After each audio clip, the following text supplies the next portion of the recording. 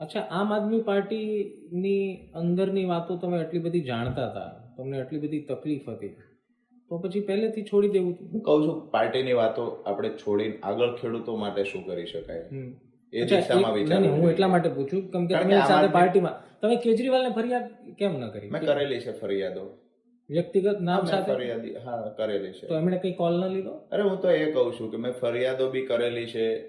હું રાજીનામું આપવાનો હતો એની 24 કલાક પહેલા પાર્ટીના અહીંયાના તમામ નેતાઓને મેં જાણ પણ કરેલી હતી. તો બધા ઈચ્છતા હતા, કોઈનો સિંગલ ફોન એ નહોતો આવ્યો કે રાજીનામું ન આપો. કોઈ ના, તમને સિંગલ રોક્યા ફોન નહીં. આગલા દિવસ મેં કહેલું, કોઈએ ફોન નથી કર્યો, કોઈએ રોક્યા પણ નથી, કારણ કે ઘણા બધા ઈચ્છતા હતા. નહીં? અને કેજરીવાલજીને તો મર્યાદા હશે. એને શું મર્યાદા? એ તો શું? અરે રાજ્યસભાના એક સાંસદ છે જેની ગુજરાત પ્રવેશ બંધી અહીંના નેતાઓએ કરી દીધી છે. ભૂતકાળમાં ગુજરાતના પ્રભારી રહી ચૂક્યા છે. આજે રાષ્ટ્રીય મહામંત્રી છે પાર્ટીના, ગુજરાતમાં પ્રવેશ નથી કરી શકતા.